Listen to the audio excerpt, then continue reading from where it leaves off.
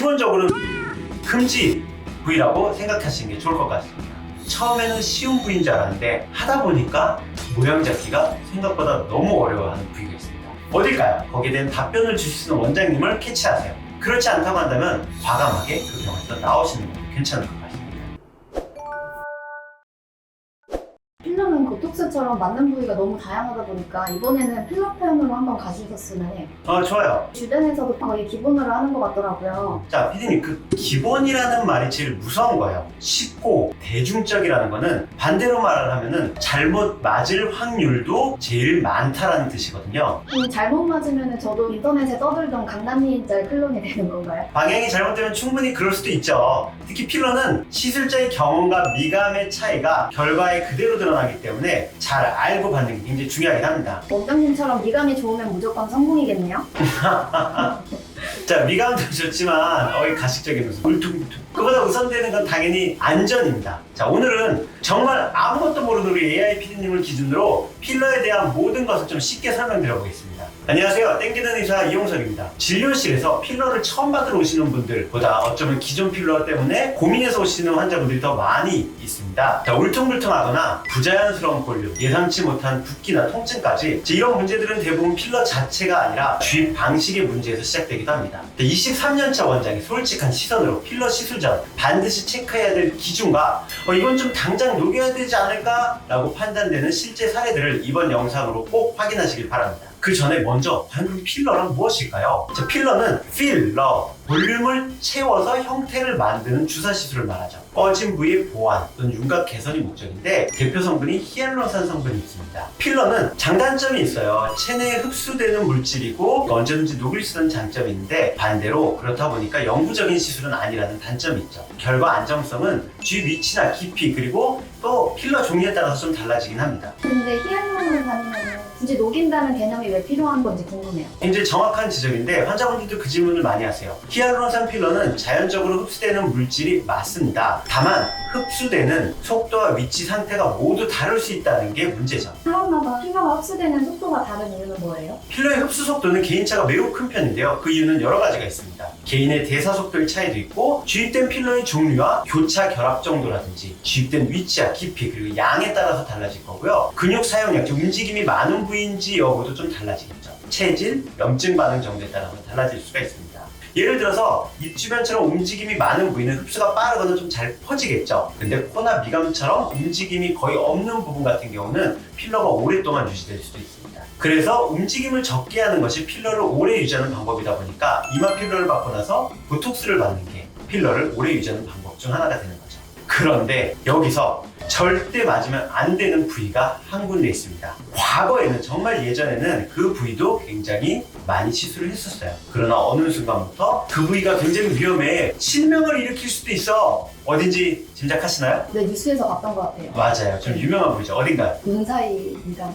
맞습니다. 눈썹과 눈썹 사이의 미간인데 이 미간을 왜 많이 받기 시작했냐면은 우리가 인상을 쓰다 보면 미간 주름이 생기고 연세 많으신 분들은 그쪽에 푹 패이신 분들 있잖아요. 그 푹 패서 접힌 곳은 필러만큼 효과를 예쁘게 내는 게 없어요. 그러다 보니까 필러 시술을 많이 하고 있는데 굉장히 위험한 부분입니다. 이 미간 쪽은 혈관이 좀 밀집돼 있고 혈관의 압박과 폐색 위험이 있고 피부 괴사 가능성도 있는데 그중 하나가 바로 실명이죠. 눈으로 안구로 들어가는 동맥이 하나 지나가요. 그 동맥 안에 필러가 들어갔을 경우에 동맥을 따라서 쭉 들어가다가 안구에 들어가는 혈류를 막아버렸죠. 그러면 받자마자 갑자기 시야가 흐려지고 안 보이기 시작합니다.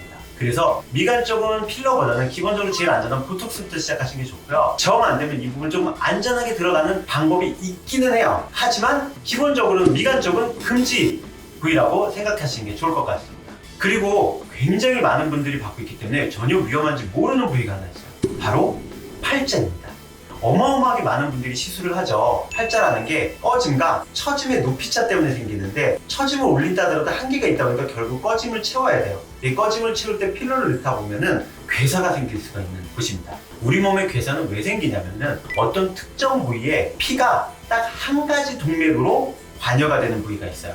동맥이 여러 개일 경우에 그 동맥이 막혀도 다른 동맥이 혈류를 유지시켜가지고 피를 전달을 해주는데 코 옆쪽으로 올라가는 부분 같은 경우는 딱 동맥이 한 군데 있어서 콧볼을 통해서 지나갑니다. 그래서 팔자 필러를 맞을 때 그 혈관이 눌리거나 막혔을 때 콧볼 쪽에 변색이 오고 심하면 괴사까지 올 수가 있습니다. 쉽게 받는 팔자 너무 쉽게 접근하지 마세요. 팔자 의외로 경험이 많으신 원장님한테 받는 게 좋고요. 팔자 괴사가 생각보다 많이 터지고 있습니다. 이때 경험이 많은 원장님들이 괴사를 절대 안 터지게 하겠다기보다는 뭔가 혈류가 막히거나 혈관이 문제가 생긴 걸 바로 캐치를 해가지고 바로 조치를 취했을 때는 괴사까지 가지 않고, 즉 코가 뭉그러지거나 무너지지 않고 안전하게 치료를 할 수 있기 때문에 쉬운 부위라 하더라도 경험이 많은 병원을 찾아가는 게 중요하다고 생각을 합니다. 또 의의 부위가 하나 있어요. 굉장히 많이 봤는데 실제로 원장님들마다 다 하시니까 처음에는 쉬운 부위인 줄 알았는데 하다 보니까 모양 잡기가 생각보다 너무 어려워하는 부위가 있습니다. 어딜까요? 제가 시집을 잘 모르긴 하는데. 많은 사람들이 받는 부위, 굉장히 많은 사람. 아, 혹시 코인가요? 저도 예전에 맞아요. 받은 적 있습니다. 말투는 AI가 아니고 뭔가 AI 같이 답변이 나오는데요. 실제로 코입니다. 코가 그냥 예쁘장하게 낮은 코를 전체적으로 높이는 건 쉬워요. 그러다 보니까 원장님들이 처음에는 그냥 쭉 나서 쭉 빼기만 하고 몰딩만 해도 코가 예쁘게 나오니까 너무 쉽다라고들 하세요. 그런데 하다 보면은 매부리 코도 있고 버선코도 있고 직방 버선코도 있고 그다음에 J쉐입이라 갖고 이런 식으로 꺾인 코도 있고 코끝만 올리고 싶어 하시는 환자분들도 있고 콧대만 올리고 싶어 하시는 환자분들도 있고 매부리 성형을 유지하면서 콧대를 높이고 싶은 환자분도 있고 디테일하게 들어가기 시작하다 보면 코가 굉장히 어려워요. 왜냐면은 모든 분들이 해박적 또는 피부의 탄력이 다른데 그 분에 맞춰가지고 그분이 원하는 모양을 만들어내야 되기 때문에 이 코가 시술하면 시술할수록 어렵다고 느껴지는 부위입니다. 코 시술을 잘 받고 싶으시고 나는 특별히 원하는 모양이 있다고 한다면은 그 모양을 원장님이랑 보여주면서 대화를 해보세요. 바로 캐치할 수 있습니다. 원장님이 이렇게 하려면은 이런 식으로 시술을 해야 된다든지 환자분을 만져보고 환자분의 뼈 모양이라든지 코의 탄력 때문에 실질적으로 이 정도까지는 어렵고 제가 이 정도까지 하겠습니다 라고 구체적으로 말할 수 있는 원장님, 제가 코가 J쉐입인데 하이라이트가 좀 직선으로 보일 수 있을까요? 라고 할 때 거기에 대한 답변을 주실 수 있는 원장님을 캐치하세요. 그렇지 않다고 한다면 과감하게 그 병원에서 나오시는 것도 괜찮을 것 같습니다.